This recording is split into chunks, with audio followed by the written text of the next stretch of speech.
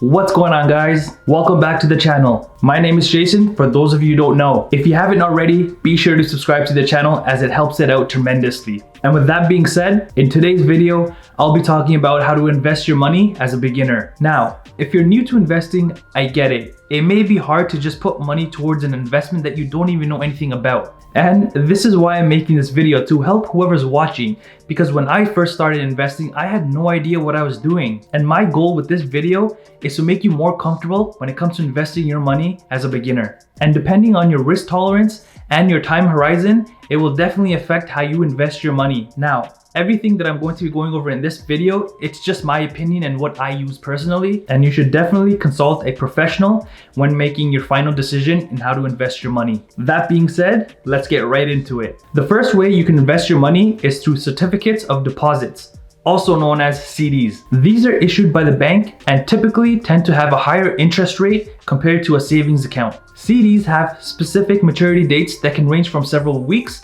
to several years. Also, if you choose to withdraw money from the CDs before its maturity date, there will be a penalty involved. Now, that being said, when the CD matures, you get your initial deposit back, plus any interest that you have incurred, whether it be several weeks or through several years. The interest rate that you earn on CDs can vary depending on how long you want to keep it for, and you might want to check with the bank to see what your interest rate will be. And just like any other investment, CDs also have their risks. Because with CDs, the interest rate is locked in for whatever term you choose. For example, if you have a CD right now with a good interest rate, and later on down the road you want to reinvest your money, but the interest rate has fallen, and your new CD will have a lower interest rate, meaning you will earn less. And on the flip side, if you already have a CD with a good interest rate, but the interest rate rises, you cannot take advantage of that high interest until you are out of that CD or it matures. Personally, I would only choose to invest in CDs if I have a large amount of money laying around that I need to invest and I really don't need it in the short term and I can wait that long run. The second way you can invest your money is through dividend-paying stocks. Now, this one is by far my favorite because all major companies that have been around for a very, very long time, they actually pay a good dividend. And you also have that peace of mind knowing that that company will not go anywhere for years to come because it is such a huge company. If you're new to dividends and don't understand them, don't worry, I got you covered in this video. Dividends are portions of a company's profit that are paid out to their shareholders. Usually dividends are paid out quarterly, but some companies may do monthly, so you might want to do some research and know exactly when that company will pay out their dividends. Not only is your investment growing through long-term appreciation, but you're also getting dividends from that company that you can use for short-term cash. But in my opinion, I think you're better off just reinvesting whatever you make off of the dividends. That way you can let it compound and grow even further. And you definitely want to do your research before you go ahead and put your money into a company and expect any type of dividends. There's many things that you can look for when you're doing your research in a company, but in terms of how much dividends they pay, if the company has a solid history of their dividends growing year by year, then there's a good chance that that is a good company to invest in, along with other aspects that you look at. Okay, so the third way you can invest your money is through a high yield savings account.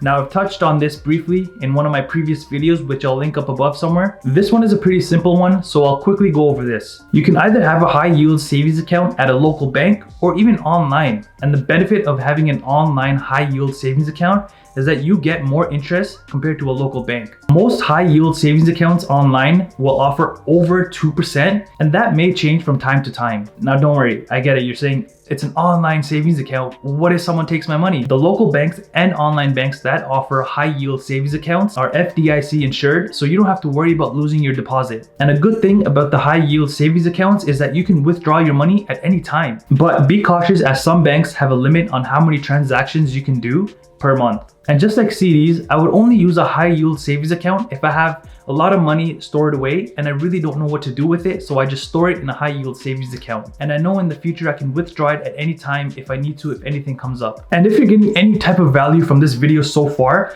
be sure to give it a thumbs up so I know to make more videos like this in the future for you guys. Also, be sure to subscribe to the channel and turn on the post notifications so you don't miss out on future videos. With that being said, the third way you can invest your money is through growth stocks. There are two different kinds. The first one is called the growth stock. These have been known to perform well over time. Typically, they're made up of tech companies and they have rapid growth in sales and profits. Growth stocks are one of the most popular investments for many people. This is due to their returns being very high, but again, do your own research before you go ahead and jump into one of these stocks. The second one is growth stock funds. These are for investors who don't have the time to go and find stocks individually and do all that research. And growth stock funds can be good for beginners and advanced investors who want to diversify their portfolio further. Now, you can either have a fund manager who selects these funds for you in hopes to beating the market, or you can choose passively managed funds based on pre-selected indexes of growth stocks. The fourth way you can invest your money is through index funds. Like I said in my previous point, if you don't have the time to go and individually select stocks and do your research, this would be considered a better option for you. And I'm sure we all know who Warren Buffett is, and he's a huge believer in index funds. And he believes that most investors are better off buying index funds compared to individual stocks. A few of the top indexes include Vanguard 500 Index Fund, Schwab S&P 500 Index Fund, Fidelity 500 Index Fund, and many others. These funds are based on the 500 largest companies. Index funds give you the diversification, allowing you to own a piece of all 500 companies. It includes companies from every industry,